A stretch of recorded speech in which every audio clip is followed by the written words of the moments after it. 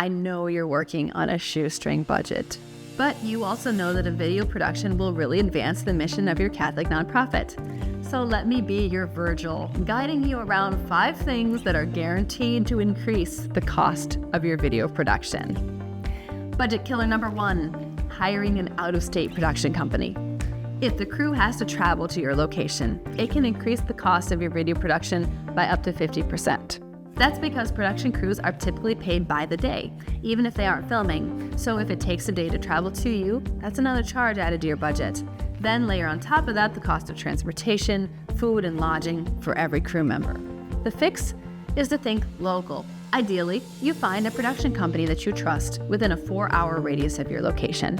Catholic nonprofits, however, often really need a specialist touch, and it's not always feasible to find a company specializing in religious work within driving distance. So if an entirely local crew isn't possible, see if you can hire locals for at least some of the crew. Maybe you work with a long-distance producer who can handle the interviews with a knowledge of Catholic culture, but bring in locals as the camera operator, lighting professional, or assistant. The more you can minimize travel, the better. Budget killer number 2, the bishop's schedule. Okay, so I'm picking on our bishops here. Actually, this applies to pastors, directors, CEOs too. They're busy people with their schedules stretched every which way and no availability for literally months. Remember what I said? Video pros typically charge a day rate. That means every extra day of filming costs the same, no matter how much you film. So if the bishop, pastor, director, or CEO isn't available the day when everyone else is filmed, and the video crew has to come back a second day, boom, your production costs just doubled. The fix is to schedule the bishop first. Don't contact anyone else to ask for their availability until you know when that bishop or other busy person is available. Find out what days they have those precious free moments, even if it's more than a month out. Then contact everyone else and ask which of those days work for them, narrowing it down until you have a day when the bishop and everyone else is definitely available. Budget killer number 3, gear, accessories, licenses, and software. If you're budgeting for a DIY production, keep in mind that you'll have to pay for more than just the big pieces of equipment, like the camera, mic, lights. Little things like extra batteries, camera cards, stands, cords, gearboxes, sandbags, and hard drives add up quickly. I kid you not. If you total the value of all my equipment, items that cost under $500 actually account for half of it. And that's just the production. In the editing room, you'll need to pay for software, which is often a subscription. You may even need to buy licenses to background music or stock footage. The fix is to build a contingency margin. A contingency margin is a line item in your budget that adds a percentage to what you think the total cost will be. This is to cover those unexpected expenses. It's the just-in-case money that keeps your production from running over budget when the inevitable or unexpected happens. A typical contingency margin is around 10-20%.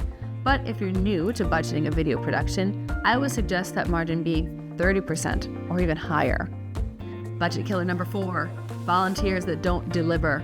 Don't get me wrong, I love volunteers. I've seen extremely good work created entirely by volunteers, and many of our productions are indebted to volunteers for one aspect or another. The difficulty is that without a contract in place and a value that motivates their time and talent, there's often no reliable foundation for delivery. Unfortunately, I've seen clients that had to shell out last minute for stock footage because the volunteer drone pilot's footage was unusable, or volunteer actors that canceled last minute, leaving the production in dire straits. I've also talked to nonprofits that have literally waited years to see their video because the volunteer editor just hasn't had time to finish it yet. The fix is an audition, written agreement, and/or a backup plan. Even if you aren't putting dollars on the line with a volunteer, remember that you are still placing your trust and possibly the whole production on the line, and that gives you some rights up front. You can ask a volunteer to show you their work before you hire them, just like you would with a paid company. You can, and actually should, write out a contract that says they're not getting paid, but here is what is expected of them, including filming dates and deadlines. If you don't do either of these, and maybe even if you do, you absolutely must have a backup plan. Consider anything provided by a volunteer as a bonus, and don't rely on them to provide something that the project couldn't do without.